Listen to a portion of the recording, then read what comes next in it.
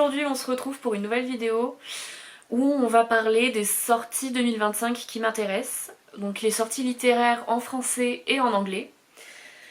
Il y en a 21, je vais pas me souvenir de tout. Donc au niveau des maisons d'édition, des synopsis, etc. Donc je vais beaucoup regarder mon téléphone. Voilà. Je vais les faire par ordre chronologique de sortie. Donc j'ai du janvier à septembre, ce qui est déjà pas mal. Et après il y en a un, il y a juste une date de sortie au niveau année, donc 2025, et pas, on n'a pas de date encore. Donc. Premièrement, il y a le tome 3 de Tante Dimity qui sort le 10 janvier aux éditions Verso. J'ai plus le nom. Ah, s'il est là. Tante Dimity et le chantier maudit. Donc pour ceux qui ne savent pas, Tante Dimity c'est un cozy mystery. Et moi j'adore les cozy mystery, donc j'ai pas cherché à savoir de quoi ça parlait. Donc je peux pas vous faire un petit récap de ce que ça. de quoi ça parle. Je sais juste que c'est un cozy mystery, je crois qu'il y a un peu de romance dedans. Mais c'est un livre qui a beaucoup été recommandé, donc qui m'a donné très très envie. Et c'est un livre en français. Ensuite, livre en anglais, on a The Queen's Spade aux éditions HarperCollins qui sort le 14 janvier. Donc vous aurez les couvertures juste à côté. Donc c'est un livre qui est présenté comme un mix de du conte de Monte Cristo et de Bridgerton qui parle de l'histoire d'une princesse africaine qui a été kidnappée par la cour royale à l'époque victorienne en 1862. Donc moi franchement j'ai pas envie de savoir forcément de quoi ça parle. Elle veut juste renverser la couronne et retourner à sa patrie parce que elle a été volée à sa patrie et c'est un truc qu'elle supporte pas. Donc voilà, c'est tout ce que je sais. Ensuite, on a le livre The Baby Dragon Café, donc aux éditions Avon, donc toujours de HarperCollins. C'est un livre qui parle de Saphira qui ouvre son petit café pour les animaux de compagnie qui sont des dragons. Des bébés dragons. Voilà, c'est tout. Moi, juste, j'ai vu la couverture, j'ai vu le café des bébés dragons. Voilà, c'est tout. Je sais pas de quoi ça parle. C'est une histoire d'amour. C'est une romantaisie. Voilà. Donc lui, il sort le 16 janvier. Ensuite, le 21 janvier, on a Onyx Storm, donc le tome 3 de Fourth Wing. De quoi parle Fourth Wing? C'est une très bonne question. C'est aussi une romantaisie où on suit Violette qui arrive à l'académie une académie où on apprend à monter des dragons. Je l'ai lu, hein, donc je me souviens plus de quoi ça parle. Mais je sais que j'ai beaucoup aimé. D'ailleurs, j'ai Iron Flame qui est juste là, qu'il faut que je lise. Et le tome 3 sort le 21 janvier. Par contre, je sais que l'édition que je vais acheter sort pas le 21 janvier, elle sort bien plus tardivement. Parce que j'achète les éditions Piactus, mais en version petit brochet, en paperback comme ça. Donc du coup, je vais devoir attendre que le tome 3 sorte. Ça me fera attendre comme le reste de la France parce que je crois que la traduction en français va prendre un peu de temps. Et elle sortira plus tardivement que dans les autres pays. Après, un livre qui m'intéresse, qui sort le 31 janvier, c'est Le Jardin des Anatomistes, donc de Noémie Adenis. Je crois que j'ai pas du tout donné le nom des autres auteurs, bon, c'est pas grave. Qui sera aux éditions Pocket. Donc c'est Paris, 17e siècle. Un meurtrier en série s'inspire des cours de chirurgie donnés en public au Jardin du Roi pour semer la terreur. Un arboriste de province devient enquêteur malgré lui. Voilà, Paris, dans les années en 1673, ça parle d'un meurtrier, j'ai envie de lire, la couverture, incroyable, voilà. Après, on a A Prisoner's Tale aux éditions Coquelin, d'accord. Donc il sort en paperback parce qu'il est déjà sorti en grand format, mais là il sort en petit format comme cela. Donc de quoi ça parle? Prisoner's Tale, c'est un roman sombre et gothique qui a été inspiré de l'histoire de la première tueuse en série documentée de l'histoire. Donc moi, ça parle de tueur, c'est inspiré d'un tueur en série, c'est une femme, c'est en 1650. J'adore quand les livres sont mis il y a longtemps. Genre j'ai beaucoup de livres où c'est en 1600, 1700, 1800 et dès que je vois ça, juste je regarde dans quelle date, je regarde le lieu, j'ai pas besoin d'en savoir plus. Donc lui il sort le 6 février. Le 6 février toujours, on a un autre livre qui s'appelle Mauvaise Sœur, cette fois aux éditions Nathan. Donc c'est un thriller young adult où il y a deux sœurs qui disparaissent lors d'un voyage scolaire en forêt.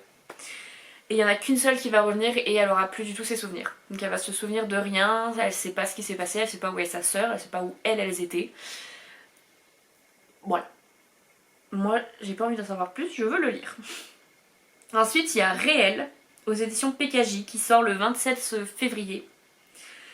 Et c'est une fille qui décide de se venger de son harceleur en utilisant la même arme que lui, son image. Et ça se passe au lycée George Sand. Moi je suis allée au lycée George Sand, enfin dans un lycée George Sand, donc ça me parle. Je crois que tout le long du livre je vais m'imaginer dans mon lycée et ça va être d'autant plus flippant. Ensuite on a le 4 mars un livre qui s'appelle A Harvest of Hearts, qui est très joli. Et ça parle... Tac tac tac tac, c'est où? Ah voilà. Pardon. Alors que la fille du boucher Alors que la fille d'un boucher effronté, un sorcier d'une beauté déconcertante et son chat intelligent qui parle dévoient des secrets magiques au cœur sombre de leur royaume. Bon, voilà. Moi c'est juste à cause de la couverture que je trouve ça beaucoup trop mignon et il y a un chat qui parle. J'ai envie de le lire. Ensuite, on a C'était notre terre aux éditions Pocket qui sort le 6 mars. Donc ça se passe en 1863, comme je disais. Juste ça, ça me donne envie. Et c'est une jeune native américaine se soulève face aux horreurs de la colonisation. Voilà. Donc c'est Val la première, jeune fille de la tribu des Crocs, à 16 ans, et rêve d'épouser Gros Nuage. Hélas, ce dernier meurt dans une chasse aux bisons, peu avant leur mariage, la laissant le cœur brisé. Pour arranger sa famille, elle finit par épouser Abe Farewell, un commerçant de fourrure blanche, qui lui donne comme nom Mary. Mary accompagne alors son époux pour un long voyage vers le Canada. Et après ça part de la colonisation, enfin c'est juste... ça me donne extrêmement envie de le lire. J'ai pas eu J'ai pas eu la chance ou l'opportunité de lire un livre sur ce thème. Et c'est un thème que j'ai très envie de lire. Enfin, c'est un thème qui m'intéresse. Donc celui-là me donne très envie. Ensuite, on a le tome 3 de Pumpkin Spice Café qui s'intitule The Strawberry Pancake House, je crois. The Strawberry Patch Pancake House, donc aux éditions One More Chapter, qui sort le 13 mars. Donc voilà, c'est une petite romance dans une petite ville, très mignon. Voilà. De toute façon, tous les livres de cette série, donc Dream Harbor série, sont absolument adorables. Je sais que le tome 1, Pumpkin Spice Café, est sorti aux éditions HarperCollins en français, là en septembre, que pour l'instant en e-book, mais il va bientôt sortir en version papier. Donc lui il sort le 13 mars. Ensuite le 25 mars, il y a Blood on Her Tongue qui sort. Donc ça se passe aux Pays-Bas en 1887, encore une fois. Donc ça parle de Sarah et de sa soeur jumelle Lucie. Donc Lucie est très malade, elle mange pas, elle marmonne des trucs, elle est de plus en plus obsédée par un cadavre vieux de plusieurs siècles qui a été redécouvert, etc. Et Lucie pense que sa sœur est peut-être possédée. Donc moi, juste ça, ça me donne extrêmement envie. Ensuite, le 27 mars, il y a le tome 3 et 4 des Chroniques de Sainte-Marie qui sort en version poche, donc aux éditions Pocket. Donc les chroniques de Sainte-Marie, on suit Madeleine Maxwell, qui est une jeune historienne qui découvre, elle passe les portes de Sainte-Marie et découvre des chercheurs qui se déplacent dans le temps. Moi, juste ça, voyage dans le temps, recherche, incroyable. Ensuite, donc eux ils sortent le 27 mars. Ensuite, toujours le 27 mars, il y a le livre Cadavres exquis, donc aux éditions Ramsay. C'est l'histoire de Louise qui trouve la maison de ses rêves, qui veut elle veut pas découvrir, elle veut développer sa passion. Donc elle est dans un petit village paisible au cœur des montagnes du Jura. Et là, elle trouve sur Serge, son voisin agriculteur, poignardé et partiellement recouvert de chocolat. Donc voilà, un mystère qui me donne très envie, déjà juste le nom, puis surtout la couverture, encore une fois. Moi, ce qui me donne envie de lire un livre, avant toute chose, c'est la couverture. Et après, je lis ce qu'il y a derrière. Ensuite, le 10 avril, sort les livres disparus de la 5ème avenue aux éditions Pocket. Il est déjà sorti en grand format, mais moi je lis que en français, je lis que des livres de poche. Sauf si c'est de l'occasion ou si on m'a offert les livres, mais moi de moi-même j'achète que des poches. Donc c'est une série de vols de livres qui ébranlent la bibliothèque publique de New York en 1913. Je ne sais pas parler, c'est pas grave. Donc en 1913, Laura, l'épouse du surintendant de la bibliothèque publique de New York, rejoint une prestigieuse école de journalisme et y découvre un groupe féministe radical au sein duquel elle apprend à exprimer haut et fort ses opinions, jusqu'à remettre en question son rôle de femme. Et là, il y a des livres précieux qui sont volés à la bibliothèque et elle se retrouve face à ses responsabilités, etc. Voilà, ça parle de féminisme, de vol de livres dans des bibliothèques. Ça se passe à New York en 1913. Moi, ça me donne envie. Ensuite, on a le tome 2 de Dog Park Detective. Donc Dog Park Detective, c'est pareil, un petit mystery, un petit cozy mystery qui me donne très envie parce que c'était marqué pour les fans du First Day Murder Club, donc le Murder Club du jeudi de Richard Osman, et j'ai adoré cette série. Et du coup, là c'est marqué: un meurtre n'est jamais une simple promenade de santé. Lorsque les amis Louise et Irina trouvent un cadavre dans le parc local, donc parc à chiens, alors qu'elles promenaient leurs chiens, elles sont bientôt entraînées dans le mystère de l'assassin de l'entrepreneuriat local, Phil Creasy. Voilà, il y a des chiens, il y a un parc à chiens. Ça me donne envie. Moi, je vois la couverture, elle est trop mignonne. Je me dis, le chien, il va aider à trouver le meurtrier. Voilà. Ça a l'air d'être un cozy mystery vraiment tout doux, tout mignon, donc franchement. Et lui, il sort le 24 avril. Ensuite, le 29 avril, on a A Witch's Guide to Magical Innkeeping. Donc c'est une romance aux éditions Paysages de Odeur.